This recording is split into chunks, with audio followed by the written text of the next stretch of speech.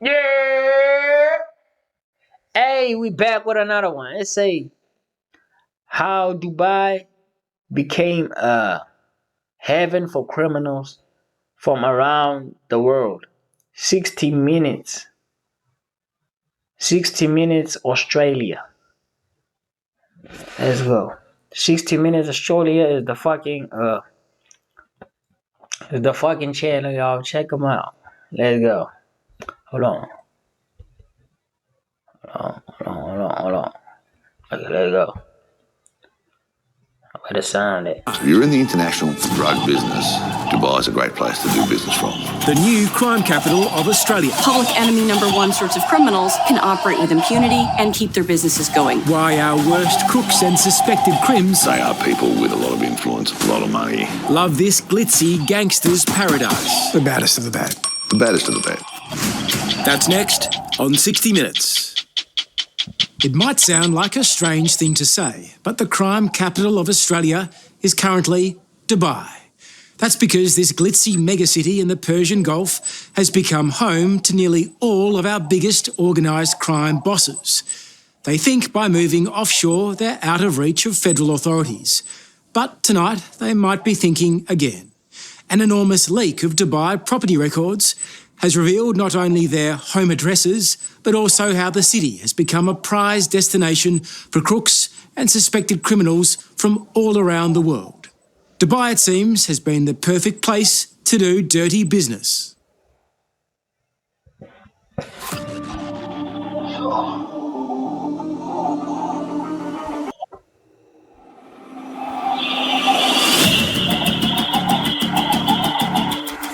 The police in Dubai want the world to think they're doing a great job. So much so, a few years ago, they created this action-packed video showing their SWAT team on the tail of two of Australia's biggest alleged drug lords. The targets were Benjamin Pitt and Matthew Battar, both living in Dubai at the time, but wanted by our police. Watching this dramatic vision of their arrest, you'd think alleged crooks aren't welcome in Dubai. But, as you're about to see, that couldn't be further from the truth. Tonight, how Dubai became a safe haven for some of Australia's most dangerous suspected criminals. These are people right at the top of the tree. The baddest of the bad. The baddest of the bad. We take you inside a global investigation, exposing Dubai's luxury real estate market as a dumping ground for the dirty money of the criminal elite. You ask where they have their money from? Because it's not our concern, such as our concern is just what you want to know. From villas on the water to apartments in the sky, the biggest ever leak of Dubai property data leads us straight to the luxurious compounds of Australian crime figures who've made the city their home away from home. Public enemy number one sorts of criminals are able to operate there with a high degree of impunity in a way that you don't see anywhere else in the world. From the air, you can see why Palm Jumeirah is one of Dubai's most exclusive addresses. This is where you'll find some of the city's most extravagant properties. And halfway down the palm-lined Frondie is the home linked to Angelo Pandelli, Australia's most senior Hells Angel, our biggest Mr. Big. At the moment, it's the site of a major renovation. But make no mistake, this sprawling beachfront villa, purchased by his wife for more than $15 million, is prime real estate. And in Dubai, Pandelli is living not as a crook, but as a king. He would travel regularly, first or business class. He'd eat at the best restaurants. I think he'd be living a very comfortable life. If anyone knows just how large Angelo Pandelli can live, it's Tim O'Connor. He's now a criminal defence lawyer, but until recently he spent years directing operations for the New South Wales Crime Commission, tracking Pandelli as he rose through the ranks to become Australia's most powerful organised criminal. What sort of a man is Pandelli? He's quite intelligent, very low profile, doesn't like the limelight, but a person who has made a lot of money, allegedly through drug trafficking. What would you estimate his wealth to be? It would Oh, they move drugs in Australia. Makes sense. be, I would have thought, in the hundreds of millions. This one man, hundreds of millions. Yes. For the last few years, it's believed Pandeli has been the head of the notorious Aussie Cartel, a group of dangerous suspected crime bosses who've organised themselves into Australia's most powerful drug trafficking network.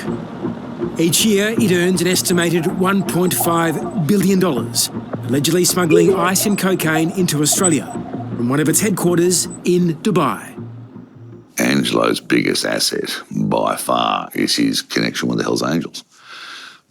The Angels have representation virtually everywhere in the world. They have supply routes, they have suppliers, they have ready-made networks. If you're going to be bringing drugs into Australia, you need people who can receive it, store it and distribute it for you. A person like Mr. Pandeli could do business, illicit business, virtually anywhere in the world. But O'Connor isn't surprised he chose the United Arab Emirates as a hub. If you're in the international drug business, Dubai is a great place to do business from. First off, its geographic location is great. A hop, skip and a jump into Europe, not far to Southeast Asia, so it's about midway. Secondly, if you want to be moving in the circles with international drug suppliers, it's a place to go because a lot of the European people are already there. Thirdly, there is no tax in Dubai, so therefore a lot of the mechanisms that we would have here in Australia to track the illicit movement of funds, such as tax file numbers, AUSTRAC, don't exist over there. So put simply, Dubai is a great place for someone like Pandeli to move illicit funds from Australia safely, quickly, easily. Perfect. It's not hard to see where some of the ill-gotten gains of the Australian crooks end up. Just 15 minutes from Angelo Pandeli's mansion is the equally impressive Sunrise Bay Tower No. 1. It could be known as the Melrose Place of Australian drug trafficking suspects, because between them, a number of unit owners here were allegedly responsible for more illicit drugs entering Australia than at any other period in recent history.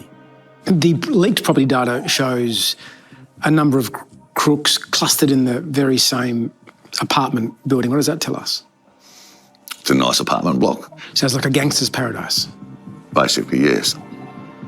Apartments on levels 9, 12 and 21 were previously linked to Mark Buddle, the international commander of the Comanchero outlaw bikie gang.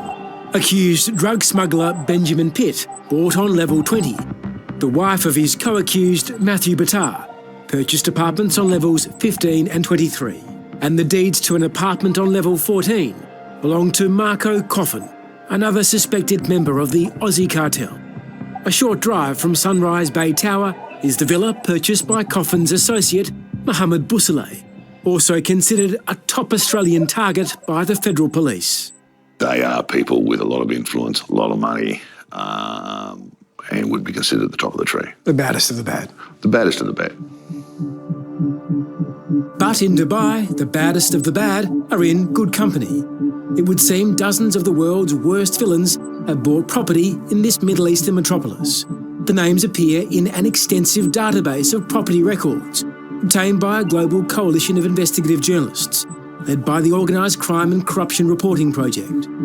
It features thousands of entries and pinpoints the properties belonging to some of the world's most unscrupulous people, a roll call of the crooked, criminal and corrupt. How significant is this major leak of property data exposing all these gangsters, criminals, the corrupt living in Dubai? It really highlights the role that the UAE plays as this sort of pirate entrepot of the world, a place where any sort of businessman, good, bad, corrupt, full-out criminal, where they can operate with impunity and keep their businesses going. Professor Jodie Vittori is a corruption and illicit wealth expert. She says underworld figures aren't just allowed into Dubai, they're embraced. And the flow of their dirty money actually underpins the booming real estate market. One of the questions is how much the economy relies on this. And it may be that the criminal activity props up a lot of what keeps the UAE the bright, shiny city that the UAE is. Why is real estate, these luxurious villas, these seaside